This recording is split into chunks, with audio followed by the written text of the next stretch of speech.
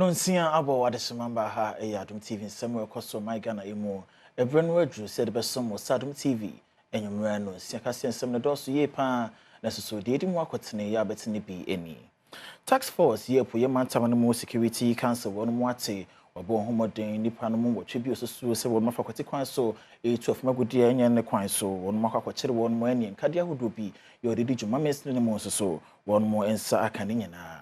Bekwaye na fomena police fo manfo no wotwe bi nipa nan bi osusu se wono mo yakronfo kwoto wono mo e galamsey site bi no e wo sanfo aduan bekwaye municipality me no wo ka se waje won kwa e de yafi wono mo ensem sansem yi ye bekwa homa so ne ma ne boni e de ni nyina no adom ye enye no nko a binduri eno ye mesne bi no we ben boko ena wi a wo hosem ye fon mo e ba e be kire mu ese mentime ho ase bi sama no so honom opanyi bi ono wati ne moto so wato ne tio wasanso twagya e de ato ne mu amama ne wo ka sai de wati nananom e wo ensie do sansem yi afofo no bi ye ka ho ne abobo no de som Adom TV no nsia kase Facebook /Adom TV extra DSTV Go TV uko no asansem yi twa no honom hyene so www.adomonline.com ko honom ensem yi atwele nyina no ko honom podcast honom a ubenya bietie medin edokatachi ejiska paye ntwe ho ne mbrɛ ba sɛ de nsem ne sifatie no bɛhyase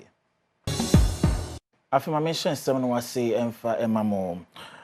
tax force ye po ye mantam no mo security council won mo ate ne won ma ye dwuma so no nipa wotwe bi osusu se won mo afakote kwan so tu fom agudie ya won ma won mutumi krata watumi akwakwakere won mo na enya no nko ankade ahodo bi ye odidi dwuma wo ye danchembo ati wa west fanti akwa na ye nsua no mens ne mo won mo ensa kasanka de nyina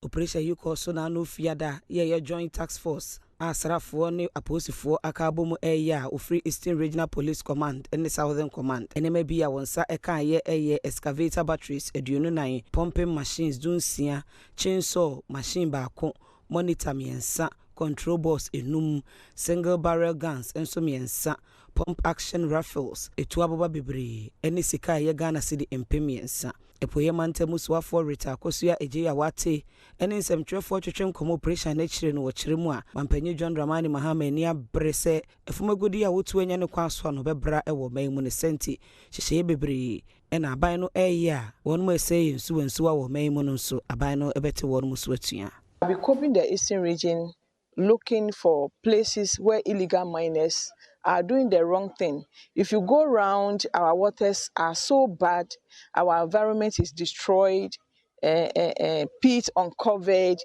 our forest is being destroyed, and this is what is a hazard to our nation and our region. So for the few days, our men have been on the ground, and here you are with several excavators that have been seized from them. What we are telling our people is that we need the water clean to drink. For the past days, we have been to our service providers, especially waterworks, and it is the problem that our area is facing because our waters are not being cleared because of what illegal mining is doing to our waters. We are telling the people of the East that the men are on the ground. They are not leaving. They are not leaving anytime soon until we stop the illegal mining. Until the environment is cleared, our people are on the ground.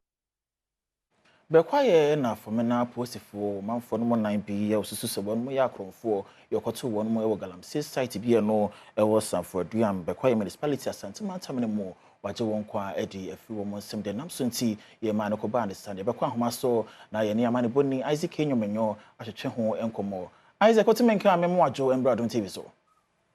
ye ne a sebeche mejiri se bibia boko ba bia wo Adom ahweye eni nhyerenti ne tia kosa bo ye nkyeremu de course so e man ne ma we nyina no sisi ye wo bekwaye menia se oba bepie mu ewo eye fomena ene ne mpatamu de a nipa wo ho ensono egu ejam ni nyina ene se ebe na otwebe ne sande we de be de krono na ekoso ewo ho na ma police fo ewo mpatamu ho ene abriye pa na ni nyina ene se ranti bi no afa omo ho ato se omo de krono na obo so bi bebre na kakro benya no na omo akoto ase won so omo chiri se ene da wi abe dumienu peni ya gedegede o ene ranti ekoko pie mu ewo galamsey site bi a ewo sanfo abiam dan bekwai bekwai mensiri mu na omo ekopie mu site ho no omo hu say a police force so nya santie na omo kwate die omo ntete to omo tete ne ba na omo dani tuo edi gu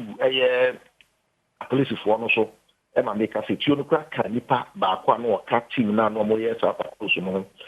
na police force so tete da ye de ya tinkete efiri aban di tuo ma efi efi ni adwuma de a omo so dani tuo edi gu branch so make us nipa nan na omo taxi a the registration number WR 650-17 emu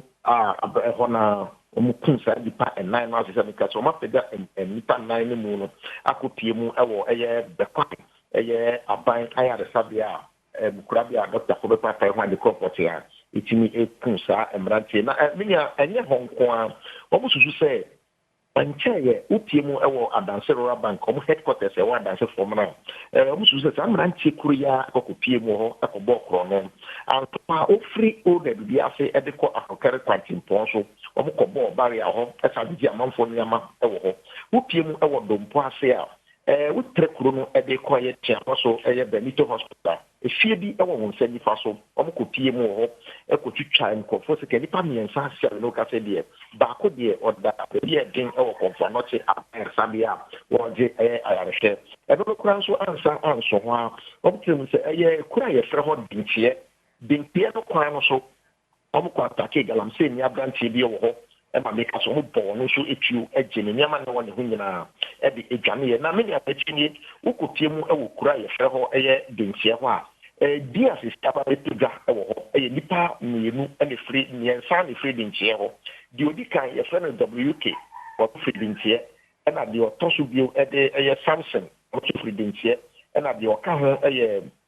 abati so no so Daniel o free old ayase ben lo boase ene from nantem we hona se kro ni se na ba ko ka ho de mo so ya nwani afei ene ono free voter reason abafoforo on o ba be dokro no ni bi atu na ka no so de sia what one and won say me me obi say afei ena nsem no enkyere mu ti be guso ni edi asem ye tia do mu so ko akate na de be fra to bia no nyame admo wo chena nyumre anafe ya kase bo no de ni na be tuja ma de tiemu ankasa no ye hu e de free a police form so akase Yatepa Isaac na so mame mbisa wo potemofo no menim sebetumi ni bi edinkomo a won mu akyere se bi ade ekosonate no eja won mu hu an ayem hyehye ana de wanwa pa ne se obetie mu e wa danse asopa taxi ranker abante ba ko mu fa no WK no Samson no taxi driver e wo ho driver ye kwa mi asa ma fa no drop in pay e mo de ne free ye formra ho e de me abo bo ase pen sa branch wono ene ka ho bi e o mu nyira nwa se nipa o me me nam sa mpatem ho woni na ye adwuma de bia koba abrantie se na o mu nim se waka ko protection no e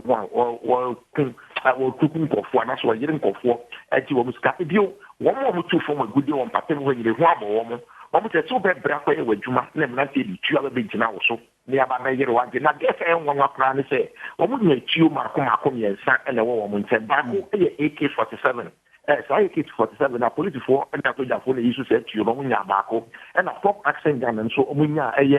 nienu everyone say na sick kind of say the nyama any taxi a omo de call so a police for na tini nyina e ko go be sick kind of nkonya ba na ekita omo a omo digi ni nyina no so a police for na mit nya ka tro say e hu de aboni pe bidom na ye binom so de se bi a konfuyo don fi ka omo asisi omo dika yin na ye free mu de e bi e hu metimi abo omo aka no ama pesa me ka say de bi omo so me bokro no e bi o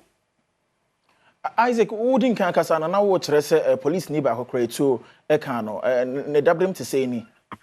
me timi confirm pa se we police ni be ni pe binum na wo ko adwuma wo ko close no bambo fo na ko ye no ni pe be civilians ni bi so ka ho no wo ko ye se ti sia me timi akire se e bi ade ti o ka no se we police ni ana se ni patima fo ni bi o mo no wo ko ye no e de ti o ka no na de me timi akire na me adom o chena ye ra police fo na ka tia e no so nkire mu ba se we police ni o ye timamu ni o almost everything de pa patia ti o ka no no wo de won to na no e won ndo wono de wo ayarasa bia wo je ayarase okay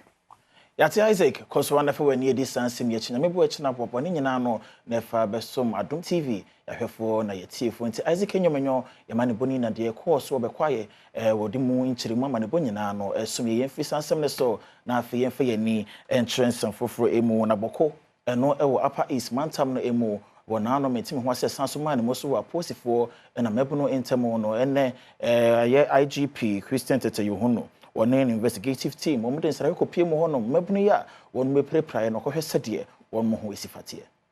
There has been absolute peace throughout the night. We want this to continue. And then the president, the interior minister, the first minister, they are all watching and listening carefully. And then at the appropriate time, a delegation will also come to visit Boku. All the Ghanaians want to say is that Boku should be in peace. Boku should come back to its past glories. For the time when everybody wants to come to Boku, that glory should come back so that we can come back to Boku and then enjoy the atmosphere that has been there in the past. Thank you very much. My entire 7 was so no here Wogumwa Jukwa or the other to assembly name Semes Nikrachi, Yaman Penny Yen, where the Yama one more for Machitai, and man when open a bit to me up, Ama one more no, a home point your moon nation and Musebeba. Gumwa Central, Ayukia, Yemensini, Ya Nipa Bese, and Pemedu, watching me and Sa 83,000, and a timunens one more quine and yet a face assistant money pebby a moment for one ha woman swa and no so Adom Cassie, and a Gumwaju hine. Na no katechi aidan oprim etwetwe nkomobra wokọ Jimens ni mpanimfo abayabo wondin atomu en wode to hampanyi John Dramani Mahama anim se womra meye wo mommoa na wonsiesi wokwan emakuafo yi se be ya won ma womansi ne mu nso ebetimi ede won no baye abakrum abeto na expectation ewo oye yidibi wa omampanyi da hye yen se de ye bohwe de se bibi mu wo bai ansana yen so ye ba nti yebehwe ejuma woye ne ya ato yado na ya ye mpumasen na de ya aboa Gumwa district no Gumwa Central district no ma afa ne tampefura ebi mu abayi bi tire ma music kan na meso mi gina nananom wa anem ya da omampanyin na ase ya hwe kwan de ya kwan a previous government no wan ye ho hwe bia na obobo ama wetu wesisi ya kwan ama mebu no so wenye ejuma ye Enwechi NDC Communication Officer Gumwa Central Baton Pesua so Carlos Yawanochi enso ebo mampanyi John Dramani Mahama baso se weyi Gumwa Central NDC Abaton Pesua no so twetwefo Kwabena Hackman Edu se wono ene yemensini krache ogidi yese ebebo manfo de wabo yenewura Kwabena Hackman Edu de ono omra no omesina nan ewo Gumwa Central District Assembly omesina nan ewo ha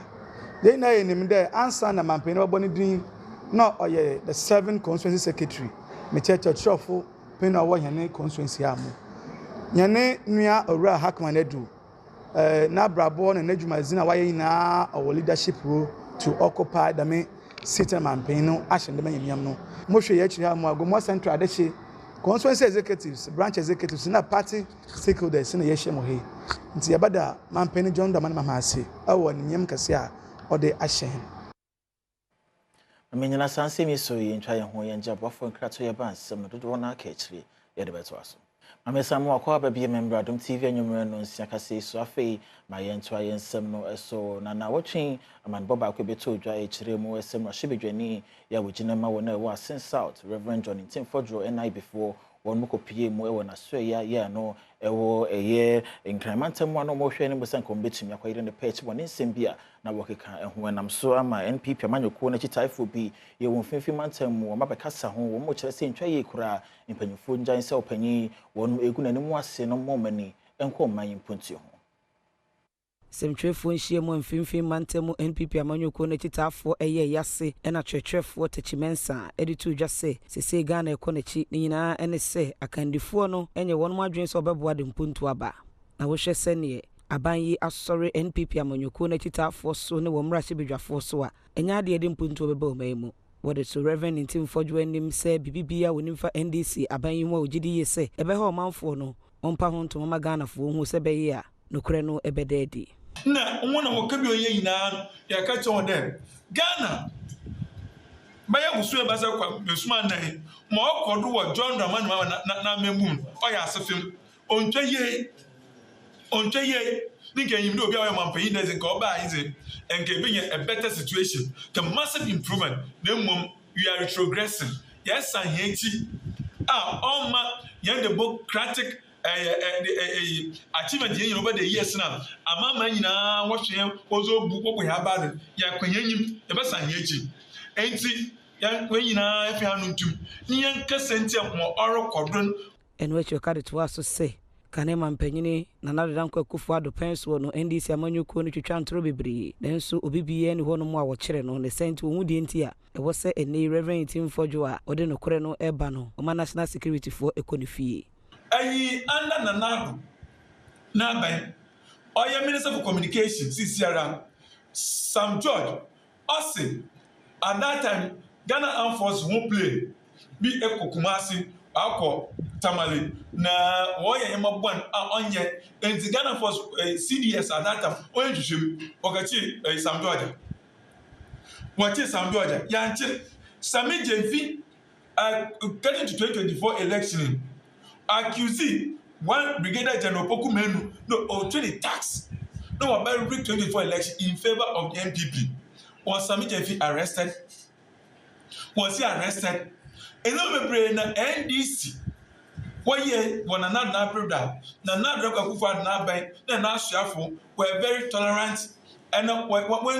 trying to model one catch one conquers about friendship when you. But under John Draman Mahama na buying the say honorable member of parliament or to an amount there, may see no be called on yet. You won't turn among when Juma or Yama Okachina. Staff Union, yeah, no, a share National Service Authority, Staff Union, I say, one Macassa, Eddie, your man from Opio Mushaman, you quite do a chi, ya one more 18 chan, one man, Mujumedi, Mum Sebasan, and Maya Prebiano, or Majumo Moyo, my Ghana moon, the twice listening. Enkrata oforiso bosomede toso dubako National Service Authority Staff Union edibetu dwano wono HRC sese kamia isa amanyosem eba asoye no internal affairs mupa enkanka ene adwumayefo ebefa womo ne wono ebeyi womo akoba befoforo na wochire mu seba ne sa adwuma ne nhyehyɛ ye da honom no wonfanya adwuma yie ne senti womanfonya wono ahotoso ye adwuma wono ye no nso bebre na anyini senti o kasetia sa no yoye no na full soldiers a wode wono mu aba National Service Authority nim no so mpanifo nyimfiri ho ekoyi echiremu a wono ma wofo adwuma nyina ehye National Service Authority Act 2024 Act 1119 wase any Public Services Commission Act 1994 Act 482 no so asia esanso eka article 195 my Ghana mamra na sasu ena menkrata yi so ede to mebu na wo atoye mantemu ya sese eho ena mentimu wase asori so wonka won makomanto wo yem sansa so ye no edin hyehyeye egu akwamu a emra eda ho no ode beye adwuma ode to National Service Authority mpanifo anim se hyehyeye free tete asoye ne de aye adwuma ne se wonfa enya adwuma yie sebeye a ebetimi ede impuntu aba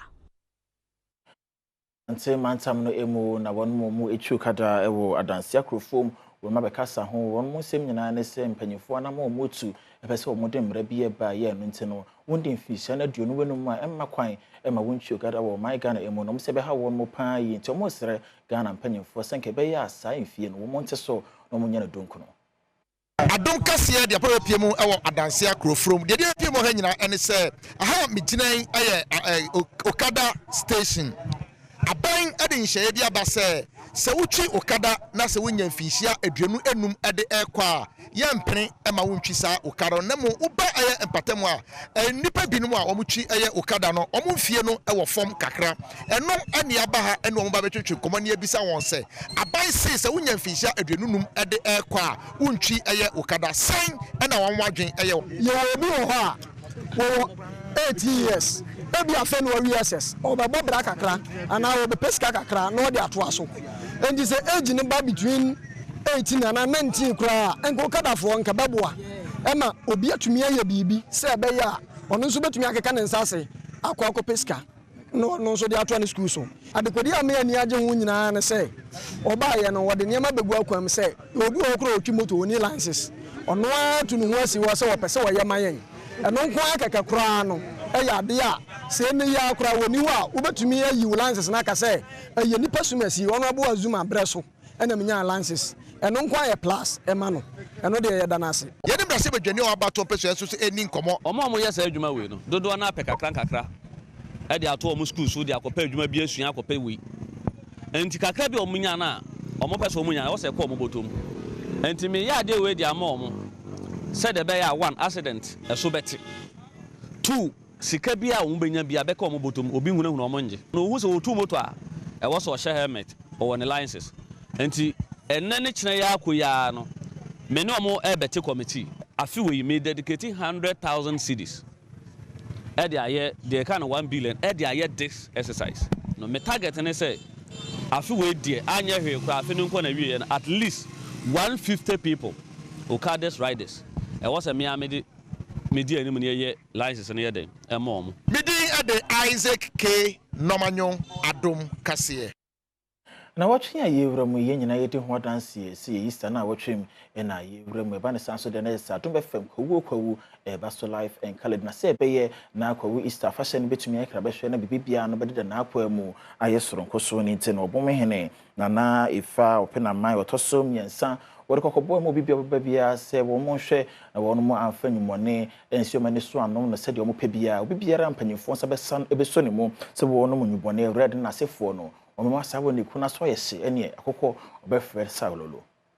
Obomen hene odefo efo penaman echiremu a obi bia obehunu se wi anase edrubone bi ebona no bra kwa Easter fashe ekoso no obema bambofo akire no mamra no ene nadi sintia wode sansem yetudwa ene se opese wo no mu a efre chichi ne bencheye eba wo yawo ho no obeba na kuru no asomdwe wum no obeba asansan wo no machi asomdwe mu a bibibia ensi esenti wo no mu aye wadwene se ho no oba bedi enubone hu dwan won hwe wo ye sanse bambofo nso aye krado a wo bekire wo mo na ye youth no so popo aya ka fa drugs a mononum in fact the mpesi ya dihie no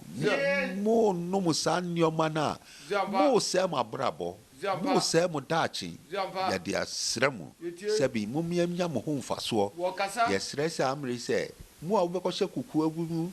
na mo no mo nuboni ni nyina police fo wo ho kwan se wo be kirewo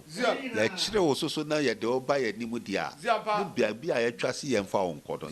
ye de wo beko ye stress amre se bia ka nyina ye mfa nidie moma maye na no si ye pena na se wampedu enso ede nhyehyeye a Easter brain na nanoma hemfo aye etudwa Grand Festival no hyase nti yawada no anwumre no asorefo ebeba choral groups wo beba brass band wa ha yawada no yebe sese obia na wo batakari bia no be hye batakari efia no panyina efia no pa no ketebe koso nyema bebre be koso aboma be koso san say abomia mamre no yawada efo fidadi a yenko ba bia nti na odefo ebe wo ho to ba no pese okwasia odefo a usi a chame so a na so onye busy too much am yin so be busy too much sa na akwasia odefo fia dan so na na be call work yakotintin yempom Methodist Bishop ya wo nkoko diocese very reverend Dr. Atobe Fi wode to yomanfo no wokowu en important mu enim se kwawu Easter fashion de ya de bia kama pa na isansa abre bia na twinipa ba kwawu na disika ba ho no ma adwuma etumi koso ni te ho abehia se wo mbetumi ma mani akoho no aboho ban Very Reverend Dr. Atobe Fi a Bishop Adom Nkoko Diocese wo Methodist Church and wo de ato Ghana fo nyina nim se kwawu Easter no ewo ho edema omanfo ne senti onkramu yie se be ya ebe ya kwansra kese ede amanchirima eno kran so na nchen edisika ebebo memu sanse duru Easter bra eya na edwede ekoso ewo kwawu ne important pa wo de sanse mu etu dwa bra wo nhie mu etoso enkono ekoso ewo kwawu atibie ye kwawu man no ede to wo ma wiase a aka ni nyina tianya hwe kura no wansi na yie de obia beti kwawu nka enti ayade a se nyina ye bɔ ho ban na ema eye so secret say obi entina ba bi so o mo nya bibi papa bia ho enti ye bekoso a atue maburu no fo se ye nyina ye mmɔ sa Easter die na wiase nyina gi twi eba ha no ye mmɔ ho ban na ye ntie recommendation say ebisi o montare hyemu ne bia brabasabasa ne yemomode ntwe ho emfiri ho eno echi wakade to say asori no e de ne ho ahyekua mu pa ne senti wo boa ensori mankanka ne mabunu no se wonfa wo ho enhyekua methodist asori no eye nim se beyi a aban poultry farming na wode aba wato ne den kokwan ketenkete ne wo nso ebetimi ayebie yeah mabunu no yankasa ya special initiative ye de akwanya bi abase ye pese mabunu no yahwehwe adwuma de ma nti mpremprempo ya ne se ye wiesi no de ya to nsa afro pani bi a obekere wo mo se de esi dua mmiri nti secretary nyina obi a de ne nkrofo ebeba afezu ye tu omofo se initiatives a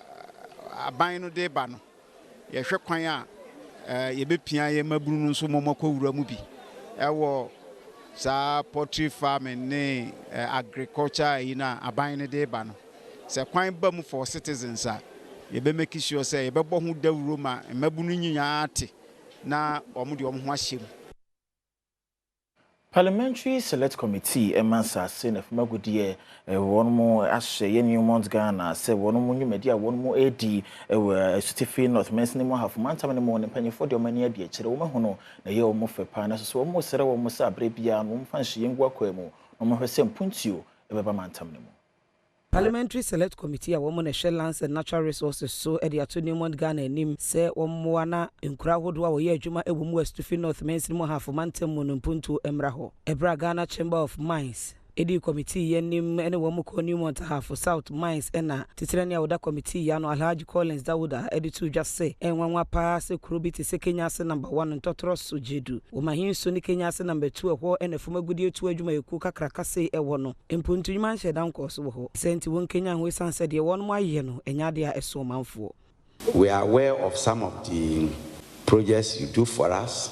but I can tell you the members of my committee are looking to see one day when the mining communities will develop like Johannesburg, will develop like Denver. We are not happy. Where gold must be extracted from our land, and where the extraction is taking place, you visit there and you don't see anything to reflect. We will ask questions about that. That's not to say that we don't appreciate what you do, but we want more, we want to see more. And which acting chief executive officer our Ghana Chamber of Mines ano Ahmed Nantongma and so echere sentia Ghana Chamber of Mines eye won mo adwen say obeka Newmont hafo ene wo mo akodi enkomo ochirimu say after the elections and as a new parliament we saw it fit that we need to engage the committee, this committee especially, because most of our issues will come to this committee, ratification of leases, mining laws, and etc. So working through our members, and Newmont was gladly and kindly offered to showcase their facility and use it as an example for how responsible mining can be done. So on this note, I just want to say thank you for accepting our invitation. First Sky Construction Limited won mo ye Jamaica bi a ho kwantempon impanyefo de ho dwumade nyina hye won mo samene wo kase won mo sanso akoso a wa hye dwuma ase bi ababe to just say ekwan brofo kwansi ni edu akiripon num ho bypass a mpanifo ye no adwuma ahyase ewo so enche bia no so afa wo hwa kwan akwantempon so kwame agboja ekọ bia honom akwansra na sesei adwuma ahyase ewo so na eka ampanyi John Dramani Mahama ne bosha wo hye omanfo framantemu ebra na wokobonto ano eho mfidi akese be senum na sesei wokokwan ne so abehu se eye adwuma ewo so wo hye kwan se obeyi ekwan na firi nkran ade ato aplawo Sebeya akwantufo betimi edi akoni abakosi so obeye kwan no awie ekwan yi efri etoy runabout edikofa University of Health and Allied Sciences Mirage edikofa Ho Technical University Powerhouse ansana akoka ho denu kwan no eso akwakosi yamane bofo de waso etoto fom no ote say runabout nso obesi bi wakwan yi eso a ebeboa ama ahyen ebope so ho no nso eso ate omanfo framantemu ehwe kwan se ekwan yi wo wi a ebeboa ama edwadie akoso pa ya wonu akwan ho nsem so ebekoyie Adom TV anyumre no siakase no na agusu ya ohwe ma yento yensem ne so ne yafie ni kyerensem foforo emu na binduri no ye mesne bia ben boko ewo apa ismantam na emu arhosem ye na awia efiri hono ma e ba ye kyerem so panyine bi ye otene moto eso omanfo no bia kwakoto ahye ne so atonetio owie basanso twagya edi atone mu Binduri eye mensini ane boko ebohye na awie asembi esi wo hono mu enam so ama owura bia na wati motorbike so wa hwere ne nkwa awie ye kyere no wonum atwiyemu no ekohye nwura bi mu a wonum etwa ejato emu no ane motorbike ne nyina mu yentumi nkansi sudua se na nsɛmente me ho ase a ekoso ewo boko ene nam so a ma sa ade esi ye de nanso Binduri mensini no eka mensini dunu mu a ewo apa ismantem mu hono mo no eho ewo oman Ghana mu afia pem ohankono ane eduwotwi mu no nankasa mensini ehye boko mensini ya na eso no ase ekosi bra mensini mienu ya na ehye boko mensini na ase no wachiche mu a ema wonum enya Binduri mensini ewo atoya afa ena pusiga mensini no so ewo epu ya afa sanchiche mu yi afimpinu ene du mienu mu ene woyeye sansi mi so yentwa ye hono nja bofo nkrato ye ba sem ne biasa aka ye de beto aso Amesamu akwaba bi member Adom TV anyumre no nsia kase so ma yento ayensem no weso na mebno bi ya won ma ewo tema ene wom de omani e kire mu ewo tema Metropolitan Assembly won mu yo ye kire pan yi afi wom de nkra e ma ne Ghana mampanyini John Jomane Mahama wom si bi bright nya de omo hia no kra so be ye meyo e de ama won mu ntia da woro mo po bi a won watena hon mo pen se de be ya bibia no obeye bia na demfa so kase e bebre won Emebunu bia wonum ewotema ayo ye kire ewotema Metropolitan Assembly wasemo wodi tudwa nyina ne se wompese mampanyi Dramani Mahama ebeyi mewia wonfiri wonum asase no so emebunu anu wo ye kire wonum ehye tai ya no wonum ebontwene ya wase nyina ne se wopese mpanyinfo ehunu se wasema wodi tudwa no ehia wonum pa ntia mo wonum yesa wo ye kire nyina agina se ensembi ekoso ewo tema mpotemu hono mu a esusu se ibi bright ena mampanyini epese wo yi no ema ne beye meyo ewo wonum ekuro mu hono mo ya anka wonum de wonim se patience and kama ado ena wo huridi animu ane senti esese wonya sa adi bre no eno dan chenkura no a wo firi wonum wasase no so ne senti wonum amamre ene wo amane nyina no wote ase ya ne senti wo de sa adi bre no mano a ebeboa ekuro mu no ene enipa etimu nyina Dora Sapo ene amani boni etwetwe nkoma wodi atugya se enya ade se wonum ebeji ibi bright atumu se wonum meyo the customs that carries tema Ibi Bright knows nothing about it. He knows nothing about it. The reason why the traditional council wants an indigene is because he knows the in and out of everything that happens in Tema. He knows their culture, their norms and values and everything that he can help our sitting MP to progress. So as for Ibi Bright, we don't want her. Ibi Bright to say, the whole process, everything from A to Z. She wasn't part. So then are they trying to tell us that going for the form and going through the right process and proceedings is not necessary or what? Those that has been called to, the first three that has been called to, they have gone through the process from right from the onset till now. So someone else can just come in as if they are trying to impose someone on us. Soma hodwo mpanyimfo ya won mewo boase na nepotema sentimentam ne mo won mo eni adom kase de nkomo mo sinso bia won mo no wo hono mani nyina no ayeko asai kura ne nyina ne galam sai ekoso e wo hono mo musuro e de ma won mapomoden semti adawro ma wo srese Ghana mpanyimfo e de wo mo na be sifom na ntempa wa ye ho bibi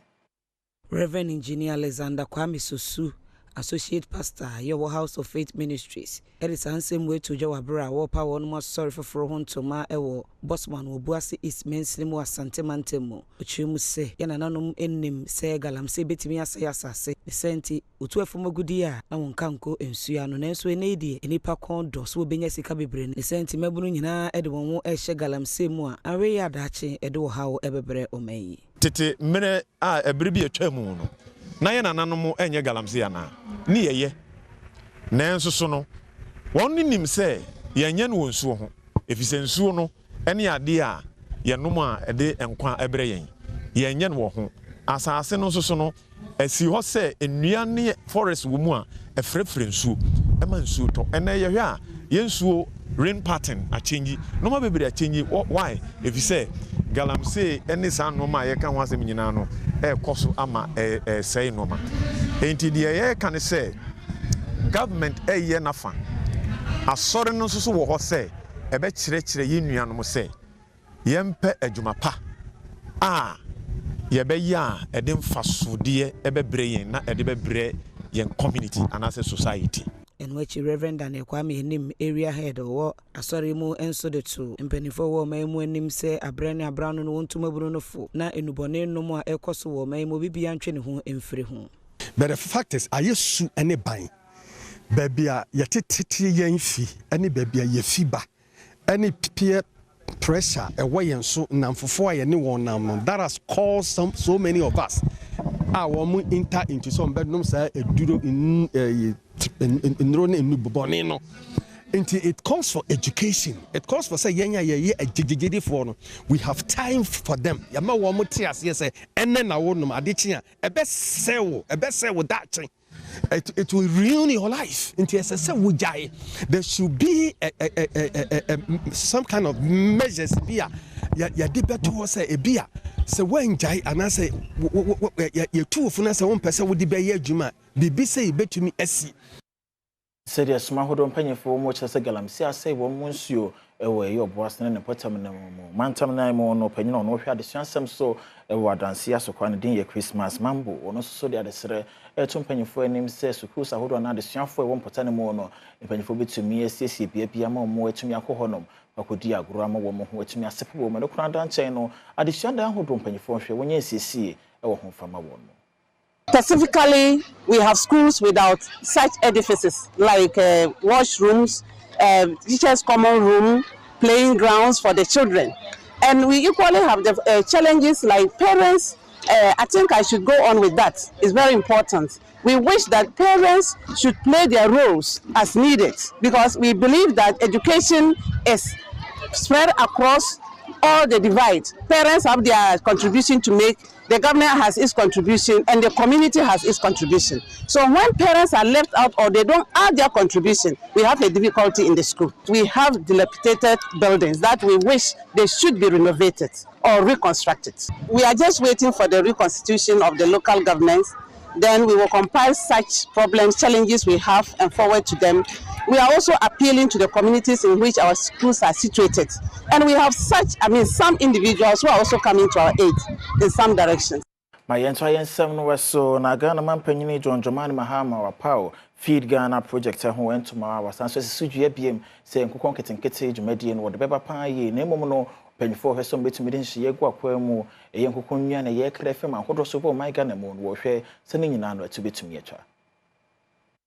Regional Sanitation Day, the Etosumienu, a year second edition. A womokopa huntuma, ewo dodowa, oswafo a onona Greater Accra so, any regional coordinating council penny for, dodowa hine, any omanfo dodowa eka wonu bomu, esisi mpatemo etite gates ahudum, jumedieno eko newi yeno, ohine award. The poultry industry revitalization, which is popularly called the Nkukong Kitinkiti program.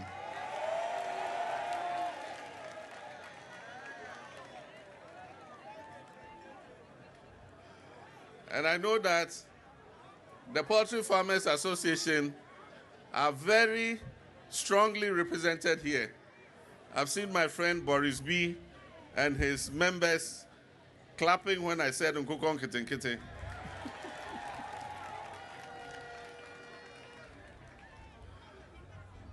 Nana Chairman, ladies and gentlemen, Ghana imports almost $400 million worth of chicken every year. This we all must be ashamed of. Our poultry farm to table project, popularly referred to as the Nkukong Kitinkiti program, which is going to be implemented in collaboration with the Poultry Farmers Association, will support hatcheries, feed mills, veterinary services, and poultry processing centers. This year, we're going to register 50 anchor farmers who will be supported to produce 4 million beds, which will be equivalent to 10,000 metric tons of chicken. Additionally,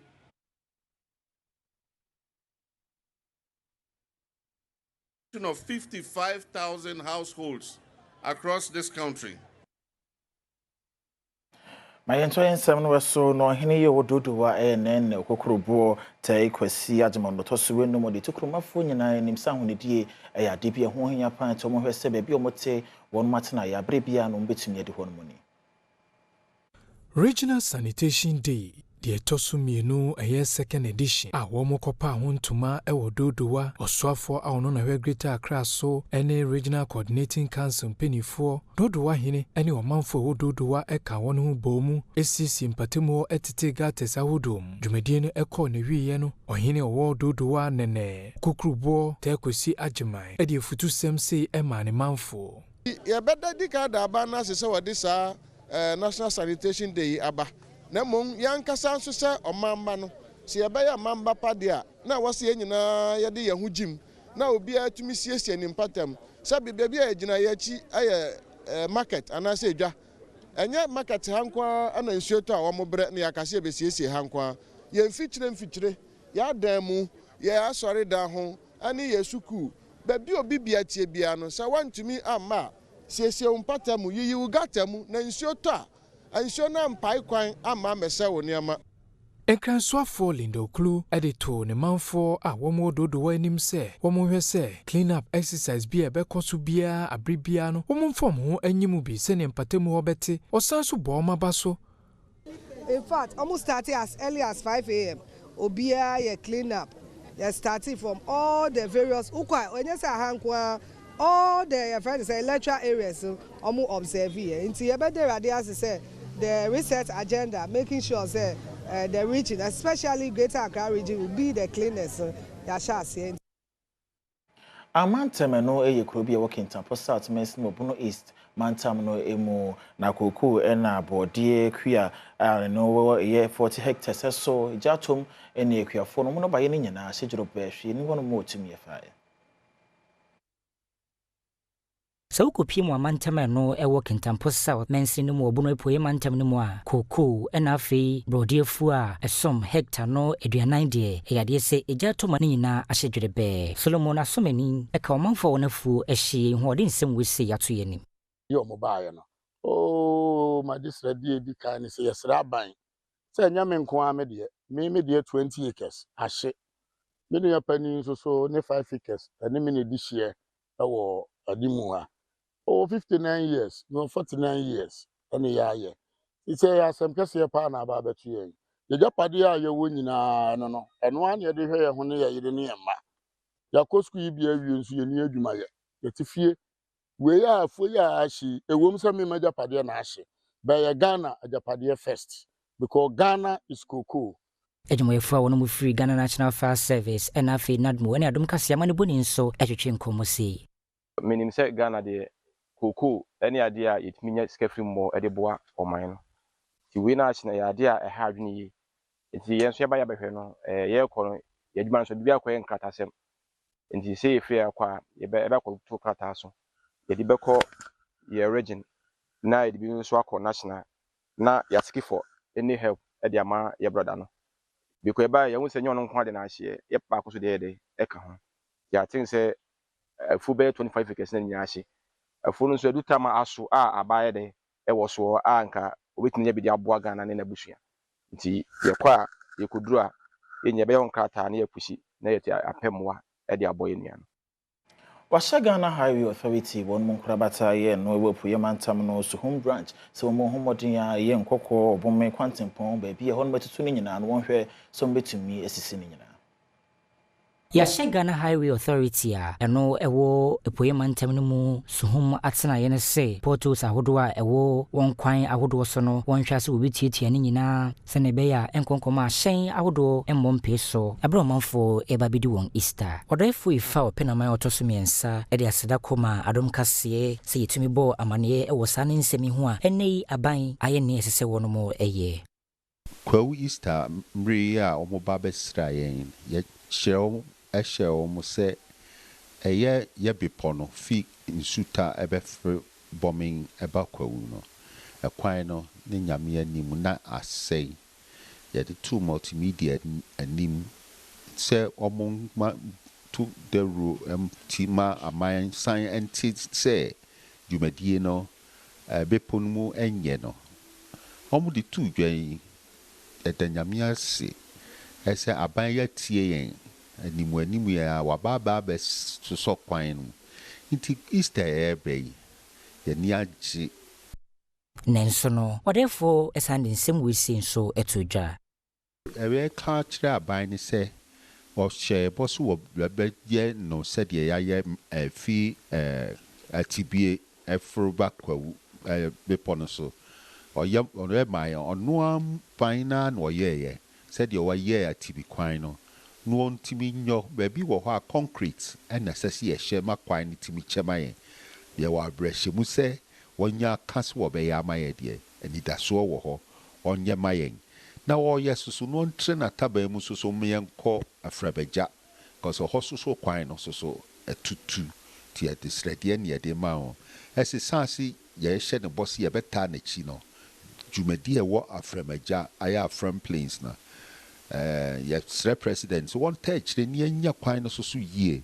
afema yehwede ekoso we nigidie emu na alabaster box one mwanyom welcome wezolo akwaba bona weve na wotwe mu amadbo beto dwa no mu echiremu ese medical Ghana jumtini wafobo mu no ejom no emufa baabi ede agwura ne nyomu a wo mo kirede anyade a oba wo mo na ase begie ye tumi ana permission so betumi ayi BBS so mo ne de nkomo na won ability bi ede for YouTube na so ko ye ada streaming platforms a guso a wo honom ti mo ntia se ne senti won mo ehwe ne mo se na wotwe mu no wo mo ede Ghana jumtini medical won de no kwakopie mu asem de bia na mra no ne no adi won mu siu no se de be ya next time bia ne bana se we bibisa na obedin kan akompanyefo na ase akwakwaje ho permission asa na we bibia ti sei science mi so na mejina na kasia me de somye no be de nyina no asie mu abofo mu adwumayefo wonyame hyira mu pipa medin edi okatachi eje sikapa meso so yi brakwa kwa ye krado kuma premiers ode to aso